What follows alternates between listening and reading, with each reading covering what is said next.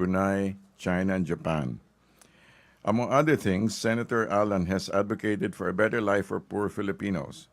He pushed for presyo, trabajo, kita, to reduce prices, create more and better jobs, and to raise income for families.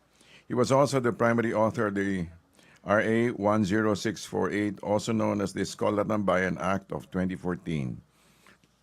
Particularly invited him to join us this afternoon simply because we being with him during the past several visits to other countries, he has shown. I've observed that he has shown extraordinary grasp of Philippine relations with other countries, especially his insights into the president and the intentions of President Rodrigo Duterte. So, without further ado, I'd like us to welcome Senator Alan Peter Cayetano. Please.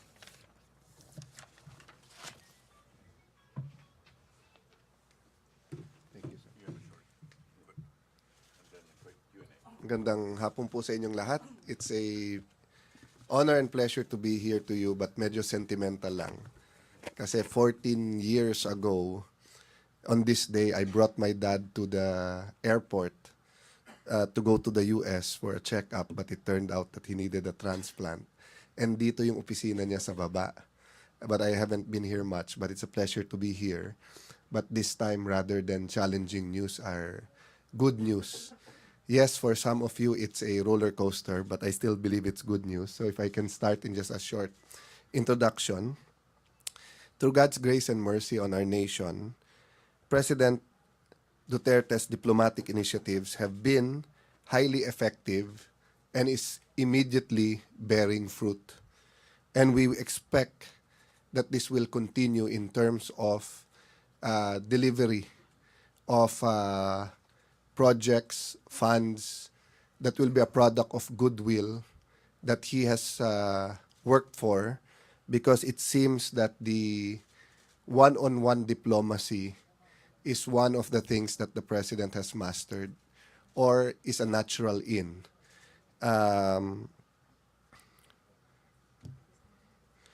While unsettling at times, it is part of the resetting and the correction of our foreign policy.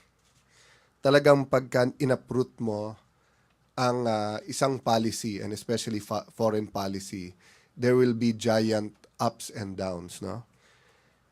To just give you an insight into some learnings over the trips, and as chairman of the Committee on Foreign Relations, you know, all politics is local. This is repeated by all politicians. But what isn't often repeated in foreign policy is that all foreign policy is based on local politics. And what is this? First, the national values. Ano yung kultura mo? Ano yung tradition mo? Ano yung values mo as a people? Second, national needs. Ano ang pangangailangan ng iyong mga kababayan at pangangailangan nyo bilang isang bansa? Together, the national values and the national needs come together as the national interest. And when you talk about the national interest, the president, together with the leaders of the country, have a vision. From this vision, you have goals, and you cannot achieve these goals without plans. And from these plans, you have strategy and tactics. Some people confuse the president's tactics or strategy with the president's foreign policy. And we can go on to that later sa question and answer, no? But a good example is how he deals with people who criticize the drug war, no? That's not about foreign policy. That is really about the strategy or the tactics in dealing with the foreign policy. The foreign policy has not changed. What has changed is the strategy in implementing it. In terms, for example, of the drug war. What is our national needs? Ano ang pangangailangan ng ating bansa? Unang-una, peace. Peace sa kaliwa, sa mga komunista. Peace sa ating mga kapatid sa South and all over the Philippines, mga kapatid nating na ang kanilang religion ay Islam. Para ang Kristiyano at mga Muslim at iba't ibang mga religion, nagpa-practice ng iba't ibang religion sa ating bansa, we live in a multicultural, multi-ethnic, multi-religious society, and we can work and live together. Peace leads to development, but peace can only be had if you have security. So isang part din ng peace is freedom from the dangers of crime and from the dangers of illegal drugs. You're With this, like that. development can come. And with development, the dignity of life. Jobs, healthcare, education, housing, income and prices o presyo trabaho kita that will allow us to provide for our families and allow us to create a society of equal opportunities. Hindi yung mayayaman lang o yung malalaki lang, makapangyarihan lang ang nagahari. That is why President Duterte is fighting so hard. And that is why he gets easily angry when there are moves to stop him or stop us in our drug war, or there are moves to stop us from achieving our Good goals. afternoon once again, And ladies lastly, and pag gentlemen may of the nakikita Malacanang siyang Press Corps. naaapi. Our presidential So having said that, I spokesperson hope Ernesto I Abella will provided introduce our a guest who is also simple celebrating his birthday today. paradigm or way of seeing Okay. how the You know, foreign just to give policy you a little is bit of being an insight, implemented. last night at Question. was that 12:30 or 1 a.m.? Kailangan ba ng paglilinaw? The Yes. Davao Airport, the But we president are himself at the led the phase singing of a one. happy birthday. So, Wala pa siyang 200 today's days. resource person is Senator Ina-uproot Alan pa Peter niya Cayetano. ang mga maling He is the policy chairperson of the Senate. dati. I'll give you an example, President Aquino. President Aquino changed policy towards China about a year and a half into his administration or after the visit sa China, no? And we gave him all the leeway because in our country, it's the president who is in charge of foreign policy. May I also recognize that Secretary Andanar is also with us here today. So anyway, let me stop there because I know you have a lot of questions about this trip and many other trips. So let me just put on record, it was very, very, very successful. It created an almost unstoppable momentum. Why almost unstoppable? Of course, situations are fluid. There are a lot of things that can happen. But can you imagine, we've had very, very good relations with Japan the last 5 years. But Prime Minister Abe and President Duterte agreed together that we will bring the relationship to new heights. No? And of all the foreign visits, Prime Minister Abe socialized with the whole delegation, going from table to table, graciously posing with us for pictures and graciously engaging some short questions. When world leaders go off program or off protocol in a face-to-face diplomacy, this is very, very good news because this means that the relationship is really warming. Okay. Thank you very much, Senator Cayetano. The floor is now open for questions. Okay, question from Rose Centenario of Hataw. Good afternoon, Senator. Ano po yung pagtanggap ng overseas Filipino workers na nakabase sa Japan sa drug war po ni Presidente Duterte? Ang pagtanggap kay Presidente Duterte at pagtanggap sa drug war niya, necessarily nakatali. Because especially during December, bago nung campaign, pinupuntahan talaga siya ng mga seamen at ibang OFWs na ilan araw lang ang break sa Pasko para sabihin sa kanya, Sir, kami na bahala sa kikitain namin. Kami na bahala magpaaral sa mga anak namin. Ikaw na bahala sa safety nila. Diba? Until now, my wife can't get over, diba, that teenager na napakagandang pangarap. Alam mo, meron kaming taga-tagig na student of architecture ni hindi kumuha ng scholarship namin dahil ayaw umabsent ng 1 day. Di ba nang hindi niya makuha yung 10 to 50,000, makapasok lang everyday, dun sa lamay niya, pinakita lahat ng drawings niya, napakagaganda, even the city. Pinatay. I mean, dalawa. Talagang sunod-sunod ang pagsaksak, no? Yun ang inaalala ng parents abroad. I mean, even kayo, sa mga may anak, your number one concern is their safety. Of course, their future, but you don't have a future if they're not safe. If they can't come home, what future are we talking about? So, that's why I said kanina, yes, it's unsettling.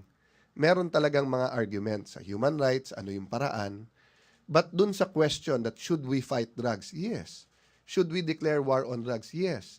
Ang problema, culture eh. Ang Europe kasi at US, mahigit siguro 600 years naka-experience ng war. Kaya pag sinabi mo sa kanilang war, iba yung naiisip nilang gere. If we used campaign against drugs, alam mo, hindi ganun kalakas ang angal ng Europe at US. So question, why don't we just use the word campaign against drug? Dahil baliktad naman sa Pilipino. Pag sinabi mo sa Pilipino campaign, ang dating nangangampanya ka lang. Nakikiusap ka. Pag sinabi mong war, alam mong seryoso ka. So sino unahin natin? Ang mga Europeans at saka US na hindi nagsasuffer naman sa nangyayari sa atin? Or sarili natin? So that's what I'm saying, that it's unsettling because abroad, krinikriticize tayo, pinapalabas, may mass murder, etc. na hindi naman totoo. Pero duty naman nila intindihin ang kultura natin. Tayo ba nagko-comment tayo? Nagrarally ba tayo everyday? Nagfa-file ba tayo ng resolution sa UN kung bakit legal ang abortion sa Amerika? Sa atin, human rights violation yun. Walang kalaban-laban ang bata. Papatayin through abortion. Diba? So what would the US presidents feel? When they visit the Philippines, we will announce to the world, every time you come here, we will ask, why do you kill the unborn? Diba? We don't agree with them, but we're courteous enough to understand their sovereignty and their morality and their concept, no, of human rights. So is it too much for us to ask, come here, take a look for yourself, and we will show you that this drug war is a war against drugs and it's being done in accordance with international human rights standard.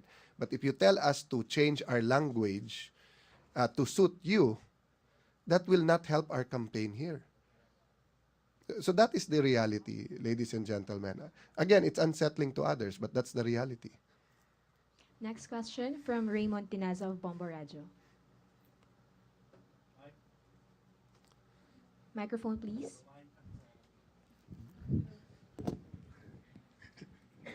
Hi, sir. Happy birthday. Sir, anyway, sir, I understand you've also been part of the close delegation of the president during his closest bilateral meetings with the Japanese counterparts. Was there any of those events, either formal or informal, any of those Japanese officials ever mentioned their or raised concern over that separation or that actuation of the president towards or against the U.S., which is a stance ally of the Japan? Okay. I cannot talk about matters that happened in confidence and when the cameras are out of the bilateral meetings, no? But in the first part of the bilateral meeting, after the greetings of the Japanese Prime Minister, all the cameras were still there. So narinig naman nung lahat yung statement ng presidente about the relationship with America and the relationship with Japan. Now, to answer your question directly, the way the diplomacy works is that the heads, president to prime minister, president to president, foreign secretary to foreign secretary, hindi nag-uusap diretso kaagad yan. They send a number Good of afternoon staffers, once again, ladies aides, and gentlemen of assets, the Malacanang USECs Press to Corps. talk Our muna presidential to bring up the spokesperson, point Ernesto para Abella, walang will init ng introduce our ulo. guest who is also And celebrating his even birthday before we today. left, of course, there were some concerns by the Japanese You know, just to give you a counterparts. little bit of an Because insight, they are last night aligned at with was the it US 12:30 or policy, 1 a.m.? especially in The the West Davao Philippine Airport, Sea the and president South China himself Sea, led the and singing East of a happy birthday. China So Sea also. today's resource person is Senator. There were concerns expressed, but there were informal gatherings like a dinner wherein the president and the high Japanese officials were able to talk about this. And why they might not agree totally, they came out with a very good understanding of why. Even the Japanese businessmen in the business forum were telling our officials, it's correct, you shouldn't be pushed around. So, and even in some of the meetings, no, the Japanese just simply emphasized that you understand our relationship with the US and we are aligned with the US, but you are our brothers, we are friends. So that was the track. I'll give you another example of something like that that works out. US, South Korea, and Japan are allies. But Japan and South Korea do not see eye to eye on many issues. Yeah. But they remain MP friends. rotation. And Rotation the comes US up. is able to have good relationship with both. A weird game so far. All right, let's take a look. Overall net worth, Radiant are still super far ahead. What we described in the lanes is still pretty much transpiring. They will rotate now, however, mid lane. Limp takes a combo for mid one, but he's got the Spirit Siphon on. Level 6, no point in the Exorcism. Pretty standard these days. Really not pushing down towers quite this early. Just doubling up on him in last hits, though. Yep. I think that is fairly expected. P, a tough lane matchup. Jonas halfway through 5? Yeah, man, this is fine. Like, Luna's up here, but he can bully the Luna if he has to. Like, if Luna tries to get aggressive, he's just going to give you the skewer, right? Give you a couple shockwaves. And once he gets RP, Luna can't even come near the wave. This is questionable. Shadow needs to get up here. Also supports starting to grow a disparity here. Pudge only level 2, Shadow Demon only level 2. Both Radiant supports level 3. Those early levels make all the difference in the world, especially for a hero like Pudge. You know, Hook significantly better as you start to level it up. Whether they will take the same tack taken by Rocky President stuff for Obama secret. and, Ha! Ambassador Haha! in the first Were you looking at 100 mid one days when you said that, or no? Nope, just thinking about the mountains. But, and disrespectful you know, I'm in the Rockies after all, man. Come on now. That's true. Yeah. Yeah. Mid off the mark. Go no. I mean, was that he's still level 2. And say we are old allies. Yep. It's time to renew. I'm not even sure that would have been very good. Yeah, come to think, I mean, mid one was behind him, but mid one's still only level 6. I don't know if they can burst down Limp, who also has a haste rune. They definitely can't burst him down with. Yep. No gold for the infused raindrops. So in the Japanese officials may have brought up So, mid one, again, not getting any last hits here. 500 gold behind the DP. Yo, Jonas is hungry though. He's pissed. He's coming. killings They Got see RP. him. due to the anti-drug Oh, nada. no. Oh, that's unfortunate. I assume he'll still go Blink first. Leshrac, Skyrath Mage, even DP. Think so. Pretty squishy. Yeah, now it's a really good setup item. It also takes some pressure off the Sven to maybe go for an early Blink Dagger. I mean, Loda's going to go Armlet, probably HOD. Could also just be Treads HOD. Not sure if he wants Armlet. I think likely. And Think If you it's go- low to Armlet. Yeah, if you go Armlet, HOD, Echo Saber, Blink on Sven, once you get all those items, you have this window where you're a machine, man. It would let him capitalize on the RPs a lot earlier in the game Yeah. by going for the Armlet instead. Like, it's way more early damage than the Echo Saber build. Yeah, I think this is a game where Loda definitely wants to focus on slightly earlier game items. That's why HOD is so good. Bottom. EGM down bottom, yep, Nice. gets bursted down. Hanskin nearby. Can't do anything to keep his friend alive, and Freb gonna try to chase him down. Slardar, he's slithering, he's got sprint on. Crush on the way, but no! Silence just in time. Now a TP from Jonas, looking for a counter kill. Sprint up in about 1, but it's only level 1. Kill those kobolds. Okay. They adapt language. They have the toss into RP. Or, sorry, into stun. Here it Into is. the Toss RP error. stun. And Jonas will fall before he can even RP. Hanskin, he does not have any armor. He needs to be careful here. EGM cruising in. That is a level 2 edict. No points in the lightning. He's got a stun. Maybe they can find it. Tosses Limp back. Hits him with a combo, but he's got raindrops. He'll survive through it. Now mid 1 getting low. A few more auto attacks, and they should be able to bring him down. He's dead. Now Forev on the other side. Crush not going to be enough here. Spirit Siphon slowing him down. It's Alliance coming out big. They trade Magnus for 2. Man, nice little trade though. I mean, the Magnus was already like at a decent spot. It's not like he was like way behind and being punished here. His levels are still fine considering he's off lane. Yep, he's already got his arcane boots. Minimal losses. Little space up top to NP, but Hurts the blink timing on the Tiny a lot too, as well as the Slardar for that matter. So it was much Uh-oh. and also the 2 big cores of Alliance are the ones that really benefited. Now the Sven and the DP are the 2 that are kind of pulling ahead from the rest of the pack, which is also scary. 2 heroes that are hard to deal with when they have early momentum. Suffice it to say. Hey, well, EGM's about to hit level 6. They have the Armlet now done. Loda's ready to fight. I mean, this ain't your Yeah. farming They will build. not come here like the Americans will It's true. announce. I'm meeting It's for President certain. Duterte, it'll be a pleasure. Yeah, But I HOD will first, ask him on definitely 1, more 2, 3. farm-oriented. Hindi ganun ang Hapon eh. Diba, ang Hapon, we will go, we will talk, period. Armlet Blink, I So, could be into it. nangyari, pagpunta ni Presidente doon, Armlet Blink even if he Echo, wasn't being something like asked that. about military alliance, about the I think, West Philippine Sea, Yeah, probably sinama more than niya likely. sa speech niya. A very diligent naman ang kanilang foreign minister. Really like the Echo Saber on Sven. One of the big reasons we were talking about before with, it's interesting though he went Armlet and Max Cleave, which is the farming build, of course. The best of both worlds. Forev, maybe too deep down bottom, dives past the tower, concussive. EGM looking for a potential stun. Come on, Lesh. Ponyboy, he's getting juked. Forev hits him with a stun himself, but now Pow. Sven, he's here. He sets it up. Pow, right in the kisser. Now mid one, some AoE damage. They'll get the first kill. Puppy in.